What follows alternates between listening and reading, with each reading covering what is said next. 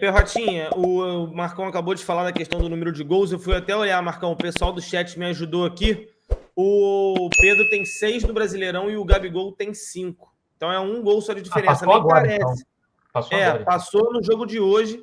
Nem parece, mas assim, o Pedro, talvez, o Perrotinha, o que chama atenção quando você levanta os números, né, que o Pet até colocou lá no perfil dele, eu também tinha visto, não apenas o número de gols, mas o número de assistências que o Pedro vem dando, né?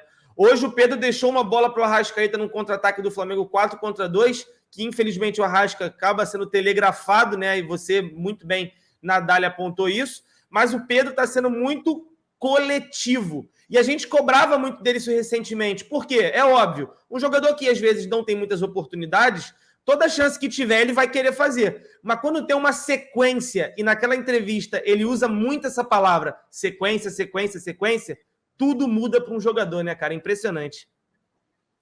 O segredo de muitos jogadores está muito baseado nisso. A tal sequência de jogos, né?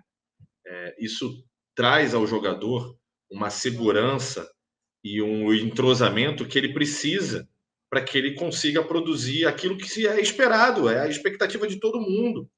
O Pedro sempre oscilou muito no Flamengo, porque em diversos técnicos que passaram no Flamengo, todos tiveram muita dificuldade em escalá-lo, principalmente junto ao Gabigol.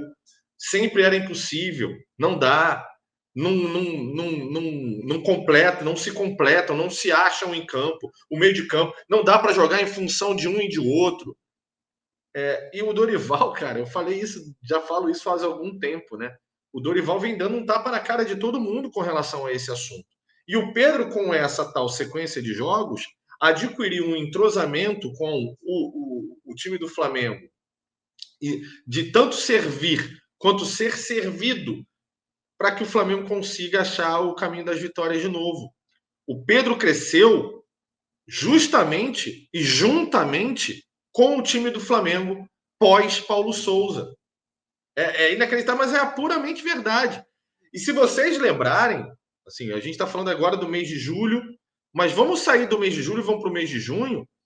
Aqui no canal, e muitos de vocês aí do outro lado da telinha criticavam o desempenho do Pedro.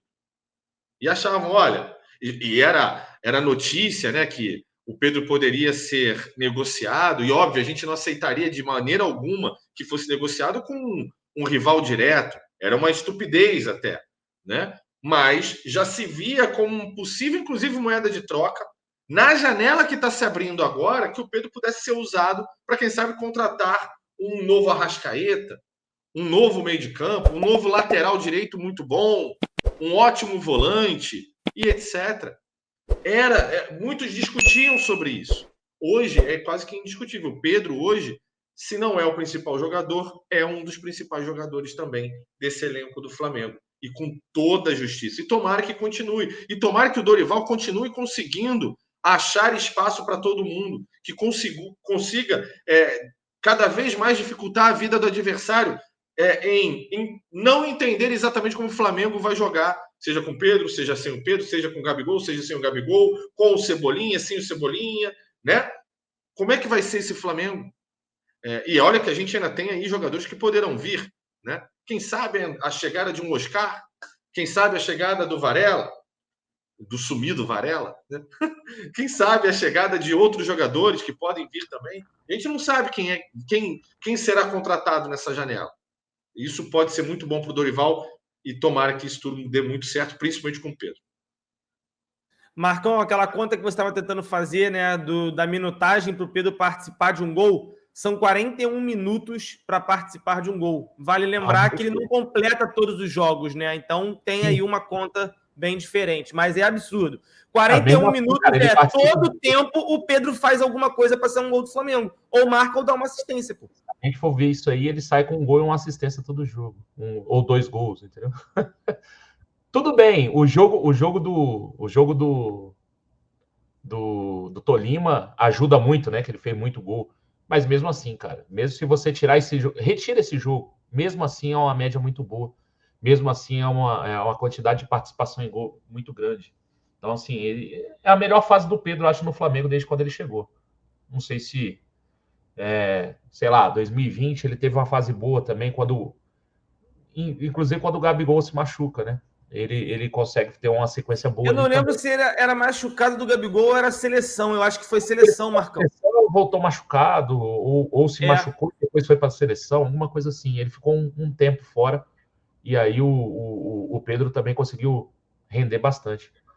Só para falar do Varela, né? O empresário dele falou, tá? O Dínamo vai oficializar uma proposta amanhã. Se a diferença for pouca, mesmo ganhando menos, ele fica no Dínamo. Mas se a diferença for muita, teremos que partir para o Brasil, que aí seria o Flamengo. Então. Mas aí então já pode esquecer. Pode esquecer então o Varela, que o russo vai vir. Seja outro jogador que esteja na Rússia que se valoriza às custas do Flamengo. Né? Aconteceu com o Wendel. Né? Pode ser que aconteça. O pessoal lembrou aqui, Marcão, o Selfie Boy e o Caio. Ele se lesionou contra o Del Valle, aquela lesão do gramado do Maracanã. Ele pisa e tem um buraco ali, né? No tornozelo. Acho que foi essa lesão aí. É exatamente isso aí. E só para lembrar aqui, o Gambardelli mandou aqui para mim no WhatsApp do que eu estava falando agora há pouco do Pedro, né? No dia 14 de junho, tá? Dia 14 de junho, a notícia era o seguinte: caso chegue alguma proposta para Pedro, especialmente de fora do Brasil, o Flamengo não fará mais tantos esforços para segurar o atacante. Internamente há uma discussão sobre se de fato o investimento de 14 milhões de euros valeu a pena. 14 de junho, tá, gente? A gente está no dia 24 de julho. Pouco mais de um mês só. Tá mutado. Pergunta para eles hoje se vende. É o que eu falo. As análises dos jogadores do Flamengo são feitas muito imediatistas. Em janeiro, o Vitinho teve 2 propostas pelo Vitinho. O Flamengo não vendeu o Vitinho. O Vitinho vai sair no final do ano sem gerar R$1 para o Flamengo. A nossa convicção sobre o Vitinho mudou em 6 meses? Pergunta para vocês. Em 7 meses, a gente mudou a convicção sobre o Vitinho? Porque se mudou, a gente muda muito fácil de convicção. A gente não é convicto de nada, a gente não tem convicção. Se não mudou, aí é um erro de planejamento, a gente teria que ter vendido o Vitinho no começo do ano para receber algum. Então, assim, eu acho que isso é muito ruim com relação à análise dos jogadores, né? E aí vai recair até sobre o que o Juan falou ontem, né? Ontem. Que saiu a reportagem sobre o Juan, que ele diz que é responsável por essa análise interna dos jogadores.